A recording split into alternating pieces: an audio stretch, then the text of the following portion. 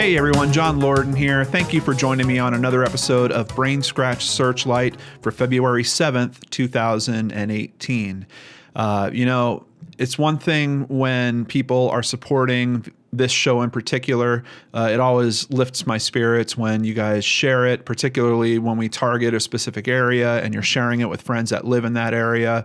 Of course, when we're talking about it in the comments, but every now and then we have a brain scratcher that goes just a little bit farther and wants to do research for a particular episode. So I have to thank, and I want to thank, not just that I have to, Gwen Rants for doing a very good job researching a very tough case. It's an interesting case because it received a lot of media. The media is kind of dying off, which is certainly why I wanted to cover it and bring it back into kind of the mindset, the public mindset a little bit here on the channel. But for as much media as there is about it, there is a giant hole in this story that pretty much one person is responsible for.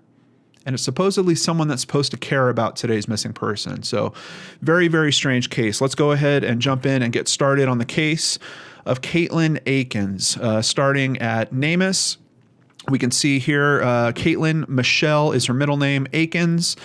She was last seen December 5th of 2015, so we are now just over 2 years that she has been missing. She was 19 years old at the time that she went missing. She would now be 21.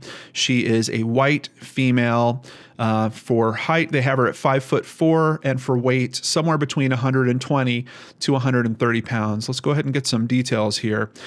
She went missing from Spotsylvania, Virginia, and that's kind of one of the interesting things about this case. The location where she goes missing is actually, it's a little loose depending on who you listen to. So we'll get into those details quite a bit more here. According to the circumstances here, victim was to take plane back to Arizona where she lived with her girlfriend. According to some other sources I've seen, that's actually her fiance.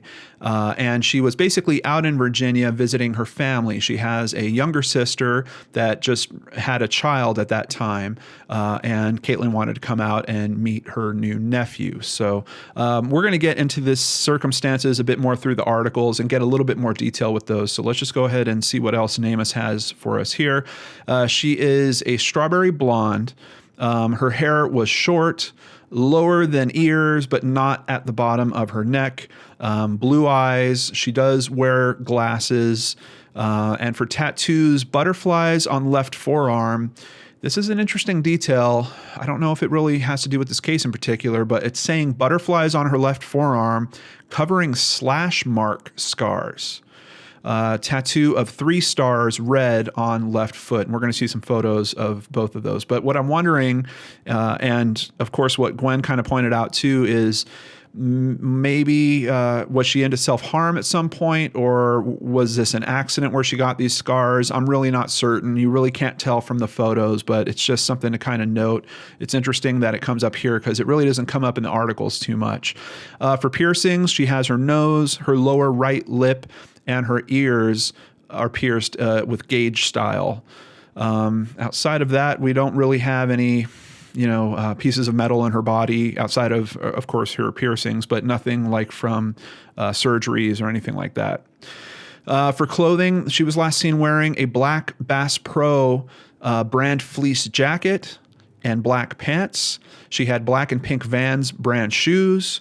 Once again, just noting her ears were pierced, gauged, and of course, eyewear glasses with a dark frame. And actually, they might be the same glasses that are in this photo here. We can see they do seem to be a dark frame glass there. For transportation methods, she didn't drive. She didn't have a driver's license, so she doesn't have a vehicle. That's part of the story we're going to get into, is her mom had to work this day. So basically, her mom took Katelin to what used to be her stepfather's house. He has since divorced her mother, so a little bit of a strange relationship might be going on there, but her mother's very clear that he has always been friendly with the family. He would come over for birthdays and holidays and stuff like that, that they basically maintained a friendship through their divorce. Let's go ahead and hit the next page. For dental information, they do have her charting available. DNA, they do have a sample submitted of her as well, but no fingerprint information.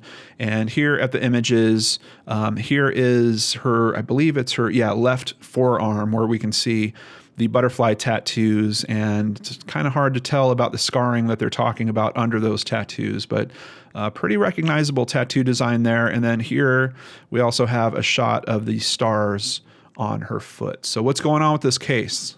Let's go ahead and jump forward to fredericksburg.com, get a little more detail about Katelin, about who she is. Katelin Akens lived with her mom in Caroline County until September of 2014, when she moved to Lake Havasu City, Arizona with her fiance. She returned to the Fredericksburg area shortly after the birth of her nephew, flying in on December 1st for what was supposed to be a 4-night stay. On the morning of her scheduled flight back to Arizona, Akens made sure to take her high school diploma. She took pride in that, and she needed it to enroll in cosmetology school in Arizona. Apparently, cosmetology school was starting the Monday that she got back. So she was flying home on Saturday, and the following Monday, she was supposed to be starting school. Mom and daughter left Sullivan's home. That's they're talking about her mother's house, about 8:30, en route to Akens' former stepfather's house in Partlow. The stepfather, whom Sullivan divorced a few years ago, had agreed to take Akens to the airport. Let me just pull up a map so we get a little bit of an idea what's going on here. Here is Fredericksburg. Somewhere around here is where her mother lives, and she drove her a bit south, kind of away from the airport. The airport's way up here, north and east, but she kind of went south and west to where her former stepfather lives. A little bit out of the way, but of course, if her mother couldn't take her, her flight wasn't until 5:40 in the afternoon. Her mother was working all day. Her stepfather, or her former stepfather, apparently also had to work that day, but not until 3. So he had agreed that he would just take her to the airport early and she could wait for her flight. Let's get back into the details, a little bit more about who Katelin was. Growing up, Akens wanted to be a Head Start teacher, having attended the federal program for low-income preschoolers when she was 4. She liked babies, her mom said. Kids always liked being with her. Akens had frizzy blonde hair that she would tame with a straightener. If she went to bed with wet hair, she'd wake up looking like a troll doll, her mom said with a laugh. Akens attended Riverbend High School in Spotsylvania before transferring to Caroline High School in 2011. She graduated when she was 16. Apparently, she had just done so much schoolwork, she had enough credits to actually graduate early. Her mom kind of gave her the choice. She's like, are you really sure you want to do that, or you just want to kind of ride this out? And she said yes, she just kind of wanted to get started with her life, so she graduated. Sullivan affectionately described her daughter as a very natural blonde who could be clumsy at times. One time she walked smack into a large satellite dish in the yard. Her mom also, in one of the videos that I've watched on this, there's a couple different videos I'll tell you about by the end of this one. Her mom also spoke one time about how Katelin had to call her because she was trying to make I think a pumpkin bread recipe, and she didn't know what to do because there was too many items in the bowl. She didn't know how to handle it. So, it seems like as book smart as she was, and obviously she was wicked book smart to graduate by the time she was 16, when it came to kind of common sense things, maybe she wasn't the best at it. Akens loved Hello Kitty products. She was allergic to real cats, tattoos, and piercings. And she and her mom actually worked at the same local Wawa for more than a year. Akens moved to Arizona about 10 days after her 18th birthday. It seems like this is just someone that wanted to get her life going. And in a way, I really associate with her like that. I actually moved out before my 18th birthday. But it's just, I don't know. It's one of those things. These stories always touch me in different ways. And this one kind of hits me in terms of this girl just wants to get on with her life. She wants to start things off. And I don't know. Now we're talking about her being missing, and it's always a heartbreaker for me when this kind of stuff happens this way. Jumping over to WTVR.com, we see an update from December 7th of 2015. So she goes missing on the 5th, and literally within 2 days, her luggage was found in a ditch on River Road in Spotsylvania, near the Fredericksburg city limit. So if we go back to this map, Here is Fredericksburg, or the center of it, and River Road is actually up here. So that is where her items were found. Now, what's strange about this is the story that was told by her former stepfather is he did drive her almost to the airport. He came all the way up here to a mall that has a metro station right next to it. And the plan was that because she didn't want to sit in the airport, she was going to hang out at the mall for a bit and then take metro rails from there to the rest of the way to the airport. And he says that he dropped her off sometime around 1, close to the JCPenney. What's interesting about that is her bags are found way down here. So what's going on with this story? Did she change her mind, decide to come back? We're going to get into much more details there. There's a bunch of text messages that we have to review with this case as well. But something obviously very strange is going on if her bags are found down here and we don't know where she is. Now, on top of all that, investigators have looked at the camera footage from that JCPenney. There's 2 cameras that kind of shoot out towards the parking lot. They could not find the vehicle of her former stepfather. So there is some question about his story, and there's going to be a lot more by the time we hit the end of this video. Now, what was in her bag? Let's talk about that real quick, jumping over to an article at dailymail.co.uk. Akens' phone charger, wallet, ID, cash, glasses, and plane ticket were still inside. Now, I've seen some speculation that the glasses might have been a backup pair of glasses for her. I'm not certain one way or the other, and I haven't seen any really good detail around that. Obviously, I think her family would have some good input on that. I'm sure they could look at the glasses and say, yeah, those are the ones that she was wearing when she was visiting us, or not. But for someone that needs glasses to not take their glasses with them is kind of strange. And one of the theories that's going on here is, did she potentially run away? Is there a reason why she wanted to run away from this situation? And there might actually be when we get into those details as well. But her wallet is there, all of her cash, her credit cards are in her wallet. She doesn't have a driver's license, like I mentioned before, but her ID was in there as well. What was missing were her clothes, her cell phone, and of course the diploma that she had that was part of the reason why she wanted to come out here on top of visiting her nephew, was to get her diploma so she could take it back and finish her enrollment for school. And the diploma is still missing as well. So if we do kind of run down the theory of, could she have run away for some reason? Would she have taken her clothes? Quite possibly. Would she have left her wallet? I'm not sure, particularly with cash in it. Really not sure. Her ID, possibly. But if she's going to take her phone and she's going through her bag, why isn't she taking her phone charger? Doesn't make a lot of sense. Would she ditch the plane ticket? Maybe. Would she take the glasses? Once again, we don't know if they're her primary or secondary pair, but in either case, if they were important enough to bring on a 5-day or a 4-day trip, I would think they would be important enough for her to need for possibly the rest of her life. So I don't really know. When we're talking about these items that are left behind, it's kind of strange. Now, I should probably give you a little bit of backstory into why she might have run away. It seems like she got together with some high school friends. I believe it's on the Thursday night before she's supposed to leave on Saturday. There was some drinking that was going on. Some excessive drinking went on, and basically some strange things happened where she wound up essentially having a threesome with her friends. And she spoke to a different friend about this. That friend says that she felt very bad about it. And is that potentially why she isn't going back to Arizona? Maybe.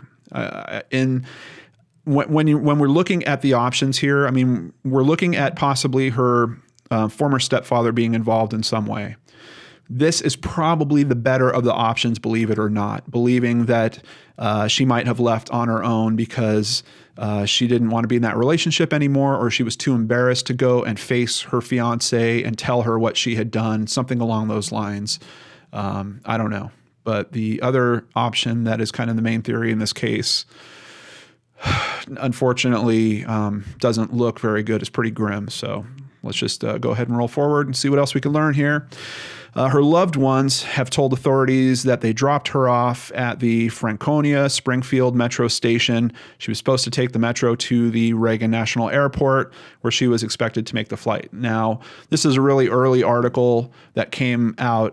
It's not being very clear, but we now know that the loved one that said that is certainly her former stepfather, and we really don't know if we should believe it or not. And there's more to that as we get into the details here. Jumping over to NBCWashington.com, investigators believe a Virginia woman who disappeared from Spotsylvania County last year, this is a year later at this point where this is written, never left the county, despite initial reports that she was last seen 60 miles away. What's this all about?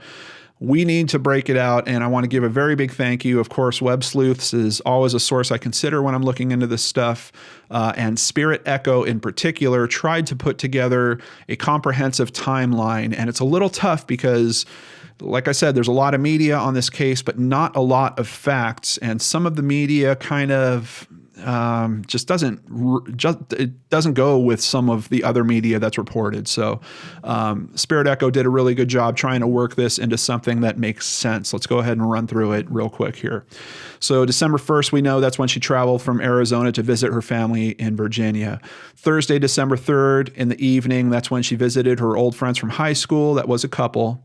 They drank, things happened. We've already talked about that. Saturday, December 5th, 2015. Now here they're saying that between 11 a.m. and 12 p.m. is when Katelin's mother, Lisa Sullivan, dropped her off at her former stepfather's home.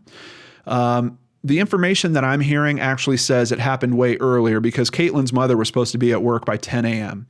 The information I have is that it was closer to 9 a.m. that Katelin's mother actually drops her off at his house. 1 p.m., stepdad said that he dropped off Katelin at about 1 p.m. at the JCPenney store. Law enforcement says there's 2 cameras there. Of course, they don't see them on the camera or their vehicle. And by the way, they've also looked at cameras at the airport. They've looked at cameras on the metro. They have seen no signs of Katelin on any of those cameras at all. Around 1:52, the stepdad sends a text message to Katelin's mom saying that he had dropped her off. Around 2, Lisa, her mom, receives a text message from her saying, "I'm at the airport, battery dying, so won't be able to text for a bit." The problem with these texts is they're not coming from around the airport. Once law enforcement actually gets the ping information, they're not coming from towers that are up here. They're coming from towers way down here. Some of the towers in particular, I believe for her stepfather's text, seems like he might have been at home when he sent that text and said that he had dropped her off. And I believe some of her pings look like they could be somewhat around the dump area for her bag. So now we're in some trouble territory. For some reason, there's some manipulation that's clearly going on here. It's really not making sense. And keep in mind that this is before we even have this part of the story where her stepdad says, "No, I took her to the mall," and all that. These texts are being very clear. I'm at the airport, and that he had dropped her off. He's not really clear about where he drops her off, I don't think, in the text message. 3 p.m., stepdad stated that he had to be at work. He actually told Lisa that he did work that day. Well, law enforcement dug in, did their work, and wound up telling Lisa, "Oh, by the way, we found out he did not go to work that day, that he basically called in." Why did he lie to Lisa about being at work? Just another question in a very tough mystery here. Now, this is kind of an unknown time, but of course, I think that Spirit Echo is fitting it in an appropriate place. Sometime around here, Katelin's fiance, Amber, supposedly receives a text that says she wasn't returning because she cheated. And they're noting that's according to the Disappeared episode. Disappeared did coverage on this case as well. If I recall correctly, in that episode, it's not a text, but it's actually a Facebook message that is sent saying that. But it does seem pretty clear that Katelin is specifically mentioning that she's not coming back because she cheated. But what Spirit Echo notes here is there's a discrepancy because other sources are saying Amber receives a text saying something came up and I'm not coming back today. I'll let you know when I get a new flight. I don't know if these things are necessarily the same message. I believe Amber did get the text message that said that she's getting a new flight first, and then later got the Facebook message saying that she wasn't returning because she had cheated. So we don't have time frames on that. Both of those items, as I remember, both of those pop up in the disappeared episode. So it's really tough. I'm telling you, I found articles that were just completely wrong with their information that, of course, we won't even cover here. So around 7:15, Lisa, Katelin's mom, gets a text message once again from Katelin's phone saying that she needed time and she was with a friend. Now, her mother swears that the way that this text came, it was broken into two separate parts, that Katelin does not text like that she texts in large blocks. She doesn't send message after message unless she has a typo and she just wants to correct herself. But typically she will write everything up in one long message and then text that. So her mother is somewhat convinced, based on that information, that Katelin did not actually send those texts. For me, it's a little tough. It's one thing if you're saying like, she always uses shorthand when she's texting, and these text messages were all written out long form. She always includes a kissy face emoji with every text she sends, but we're not seeing that. This analysis of, she sent two separate sentences as two separate texts, I personally don't know if that's enough for me to come to the same conclusion that her mom did, but her mom obviously knows her better than we do. Monday, December 7th, that's when the luggage is found. And that's pretty much it for the end of the time frame. But as you can see, the communication, there's a lot of communication going on here, and it's kind of strange because the stories aren't really matching up very well based on the other information that has since come out through investigation, particularly around what the former stepfather is saying. Jumping over to Fox 5 DC, Spotsylvania police have been interested in Branton. That is the last name of the stepfather. Let me just jump ahead so you can get a little idea of who this is. James Branton. Here is a picture of him. This is from the Facebook group for Find Katelin specifically. They say he has not been truthful about where he took Katelin the day she disappeared.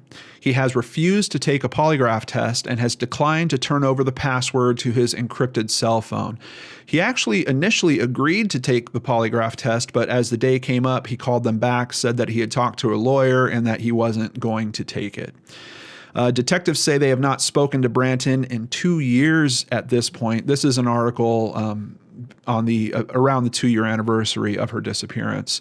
Investigators searched his home, taking a variety of guns, electronics, and Branton's DNA, but there was nothing that would lead them to Katelin. And they talk about that in the disappeared episode. They did what they consider a forensic search of his home, his vehicles. They didn't find anything that was pointing to Katelin.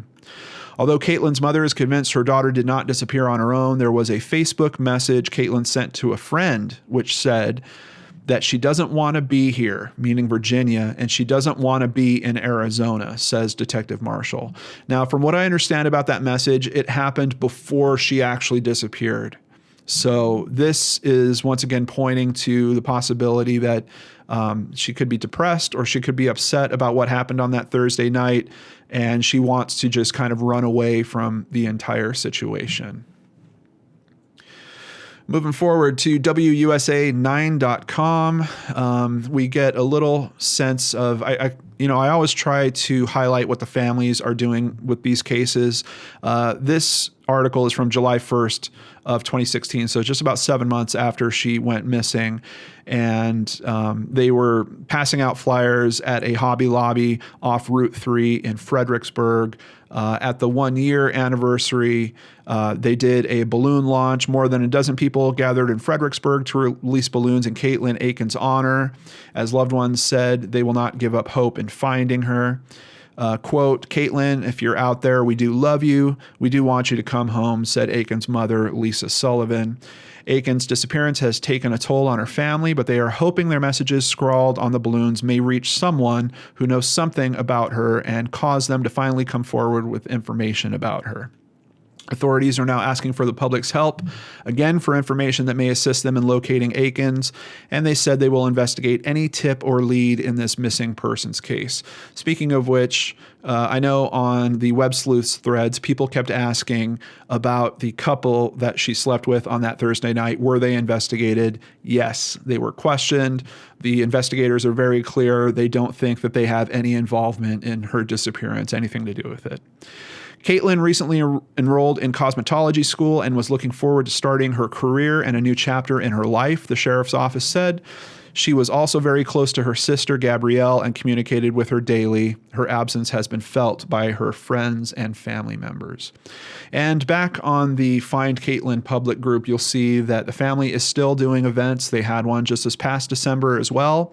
They did a balloon launch, practically in James Branton's front yard. They actually got a neighbor to okay them being there for their balloon launch. And I have to say, if you just look at this page, actually, I'll just read you this message here. This is from Katelin's mother, and we've got this big picture of James. Where is she, James? You need to talk. I need to know where my daughter is. You are out there living your life like you don't care. You helped raise her. How can you do this to her and to us? I'm not going to stop till she's found. Some other interesting tidbits here. He never tried calling Katelin's cell phone. All of her family members, when she went missing, tried dialing her cell phone. He never did. Outside of that, he has not shown up to any of the events that they've had, any of the balloon launches, memorial events, any of that stuff. He is not showing up there at all. Crime Watch Daily also did a feature on this. They went and tried to speak to him. He wouldn't speak to them. I've seen numerous articles written about this case where they reach out to him. He will not speak to anyone about this case. And you heard in that article just a few moments ago that the investigators say they haven't spoken to him in years, basically. The door's open, especially at the end of the disappeared episode. The investigator is very clear. James, come on in, we'll talk. But this guy is not talking. So what's going on in this case? First possibility, maybe she did run away. Perhaps he facilitated it in some way. Is he simply trying to protect her so that she could restart her life, go off in a new direction, something along those lines? Possibly. There's another angle here where they found that she did have an app on her phone that was encrypted texting. And one of the theories that was kicked around, particularly in the disappeared episode, is did she possibly meet up with someone new, want to run away with them, and maybe James helped facilitate that as well. Maybe something went wrong, and that's why, her bags are found later. But at that point, I don't know why James wouldn't come out with whatever information he had about this new person so they could try to track that down. And then, of course, there's kind of the most common sense theory. I really don't know how you avoid this when you're looking at this case, but did James do something to her? We know that he's lying. We know that he lied to Lisa about going to work that day. We know that the text message he sent isn't true because he was never at that mall. The cell phone towers tell us the truth of at least within a 3-mile radius where he was. So we know that he wasn't that far north. Why is he lying? And it's tough because we know that investigators have searched his house. They've done a forensic search. If there was some kind of struggle or some kind of fight that happened there, wouldn't they have detected something in that home? Well, as far as we know, they didn't. So I don't know. This is a really tough case. It really kind of hurts me that you have someone like this that is close to the family. Admittedly, he's an ex-husband. I get it. But if nothing else, why isn't he trying to help them in just the smallest of ways? And, when it comes to polygraph tests, I know some people have very strong beliefs. I've become one of those people since I've started doing this work. I don't know if I would ever put myself through a polygraph test because the research that I've done on them, is pretty controversial. I've learned that they're really not as foolproof as we think they are. I know people that have been basically teaching others how to fake polygraph results. They could be manipulated. So in this case, it's really not the polygraph test that gets me. It's why he's not cooperating with investigators. It's why he's not really talking to the family. It's why he lied about his messages. Why are you sending a text to her mom saying, I just dropped her off, and you're not even in the area? Obviously, this guy feels, if nothing else, and I think it's more than this, but he feels like he did something wrong and he could get in trouble for it. I mean, I think that's pretty obvious in this case. It's just a question of what did he do? How bad is it really? And is it simply covering up for her, where we know that she might be okay, off in some new life of some kind? Or is it something worse than that? And I really don't know. If you have any information on this case, please use the contact information in the description box below. Put it in the hands of the people that can act on it and maybe shine a light on this big question of where is Katelin? Outside of that, in the description box below, I'll also have a link to the Crime Watch Daily page. I think they only have one of the videos there, but if you want to see the full thing, you can search it on YouTube. Just search Crime Watch Daily and then Katelin Akens. And you'll find there's 3 videos. Outside of that, I'm also going to put a link to the Disappeared episode that is hosted on YouTube. You can rent that. Actually, it's a purchase, but it's only $2 if you want to see that for yourself as well. And of course, if you have friends or family in the Virginia area, please share this video with them. Let's try to get the exposure back up around this case, because it's really kind of gone from a point of being a frenzy, even though there wasn't a ton of great information, to slowing down substantially. And Lisa, if you see this, just know that there are people out here that still care. We're still trying to help you guys, and we're wishing you all the luck in the world in cracking this. And James, if you happen to see this, please do the right thing here, man. Please. Let this family know so they can put this to rest, regardless of what the outcome is. They deserve to be able to put this behind them in some way and move forward knowing the truth. And I think you're the only person that can do that. I don't know. It's really a tough one for me, guys, but let's talk about it in the comments below. Please keep in mind, it's very likely the family is going to see this. So as always, I will ask that we be respectful. Thank you so much for caring about these cases, to spend some time with me here. And please come back to the Lord and Arch channel tomorrow, where we will do some more. Take care, everyone, and I'll see you there.